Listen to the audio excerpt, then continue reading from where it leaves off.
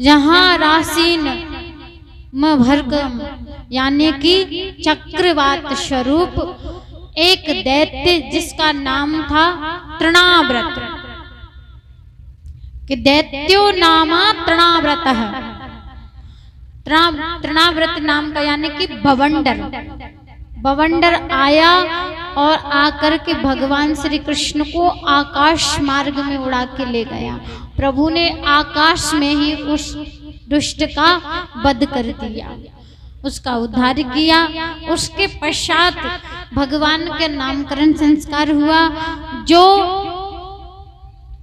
गर्गाचार्य जी महाराज ने दोनों भाइयों के नामकरण किए। कृष्ण और बलराम नाम रखा उनका, बहुत सुंदर हृदय विचार करके नाम रख के वो चले गए वहां से गर्गाचार्य जी महाराज। कृष्ण थोड़े बड़े होने लगे, अब तो घर से बाहर निकलने लगे कृष्ण। अच्छा, यहाँ से भगवान की जो लीलाएं प्रारंभ होती हैं, कन्हैया कितना उद्यम मचाते हैं। आजकल की माँ यदि बच्चे उद्यम करे तो माँ क्या कहती है, लो आ गया कन्हैया।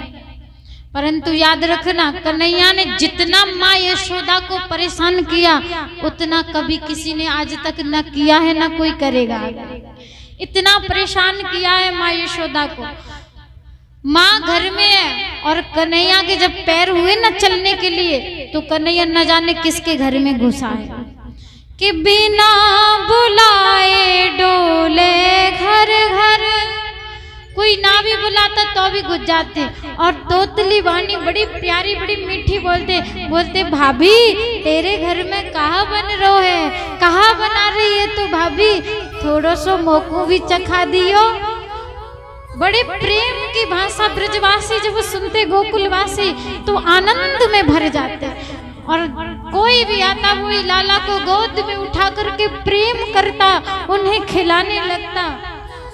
ठाकुर जी ने ऐसे ऐसे बहुत लीलाएं की, थोड़े से बड़े हुए और उन्होंने मित्र बनाए। और मित्र कैसे बनाए, ऐसे ऐसे मित्र थे उनके जो एक हड्डी के थे, बेचारे बड़े दुबले पतले। कन्हैया ने पूछा, भैया जी बताओ तुम्हारे घर में कछु खावे पीवे के ताई नहीं मिलेगा? बोले भैया दूध दही माखन तो मैया बेकावे, जैसे घर को खर्चा चले। बता लाला तू हम का खामे, सूखी रोटी खामे का उनसे कोई मोटो होवे? बोले भैया तुम्हारो तो पूरा हक है कि तुम खूब खाओ, माखन मिश्री खूब खाओ, जम करके खाओ। बोले लाला हमको मिले ना। बोले पहला खावे पीवे पे बाल गोपालन को हक होवे के नहीं होवे? तो बोले बाल गोपाल भगवान स्वरूप है।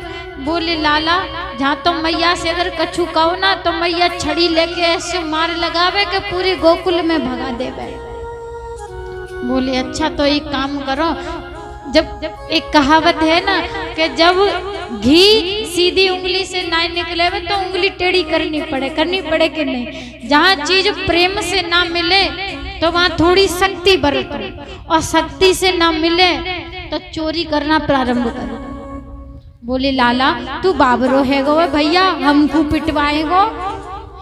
बोले जा में कौन सी बड़ी बात है। अच्छा अपने घर की चोरी नहीं होती, और अपने घर की तो चोरी कर रहे हैं, कौन से हम किसी और के घर की कर रहे हैं? बोले लाला चोरी करवो बुरी बात है। बोले तू एक काम करो, बोले देख लाला जो शिक्षा देवे पहले वही व्यक्ति वह शिक्षा को पालन करे कि नहीं करे।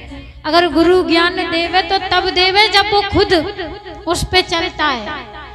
अगर हमने बताया कि आपको प्रतिदिन 1 माला जाप करनी है, तो हम जब बताएंगे जब हम खुद जाप करेंगे, और हम तभी बताते हैं जब हम स्वयं जाप करते हैं कि 1 माला रोज जाप करो। तब उन्होंने कहा लाला एक काम कर भैया, पहले तू करके दिखा। कन्हैया ने की तो कौन सी बड़ी बात है। ठाकुर जी गए, जाकर के देखा कि घर में कोई नहीं है, मैया न जाने कहाँ लगी है बातें करने के लिए। ठाकुर जी गए, जाकर के देखा तो एक मटकी रखी थी माखन की भरी हुई, और कन्हैया ने लिया दोनों हाथ मटकी में और दोनों हाथों से माखन भर लिया और जैसे ही बाहर निकाली, अब आप छोटी घड़े में आप हाथ डालना दोनों और मुट्ठी भर लेना, फिर निकालना, क्या निकलेंगे? वो नहीं निकल सकते, वो हाथ नहीं निकल सकते मुट्ठी भर करके। अब कन्हैया की आंखों में आंसू, अब घंटों तक हाथ ना निकले तो क्या करे? अब तो कन्हैया धीरे धीरे से बोलने लगे, ये मटकिया मैया मेरे हाथ छोड़ दे, वरना मैया ने यदि पकड़ लियो ना मोकू तो आज इतने डंडा मारेगी। श्री राधे 51 रुपए की दान राशि धीरे धीरे कहने लगी, निकल आओ निकल आओ निकल आओ हाथों से। तो उधर से निकल के जा रही थी माँ यशोदा। माँ ने कहा इस कक्ष में कुछ घुसुर फुसुर की आवाज आ रही है, कहीं ऐसा तो नहीं कि मेरे महल में चोर घुस गए हो, कहीं ऐसा तो नहीं है? जाकर के मैया ने देखा तो कन्हैया लगे हैं हाथ खींचने। मैया ने कही, चौरे लाला तू कहा कर रहे हो भैया यहाँ पे? अब तो कन्हैया बिल्कुल शांत, पर कन्हैया तो लीला पुरुषोत्तम है, जहाँ गली में से दुनिया का कोई ना निकल पाए उस गली में से कन्हैया निकल जावे।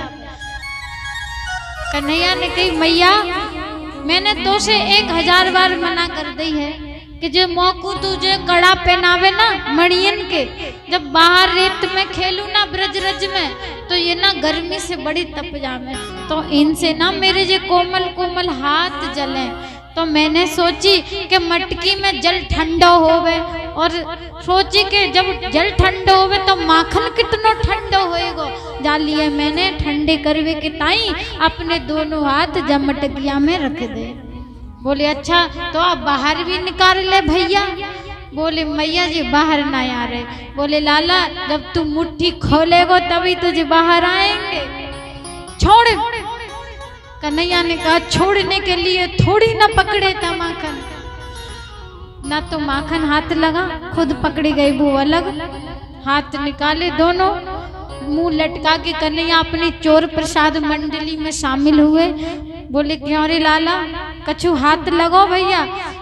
बोले अभी तो कछु ना लगो, मगर हाँ अगर एक बार परीक्षा में फेल हो जाए सब्जेक्ट में तो इसका अर्थ ये नहीं है कि फेल हो के घर बैठ जाओ, पढ़ाई नहीं छोड़नी है। तो बोले दूसरे दिन फिर चोरी करेंगे, ऐसे थोड़ी ना मान जाएंगे। बोले ठीक है लाला जैसी तेरी मर्जी भैया।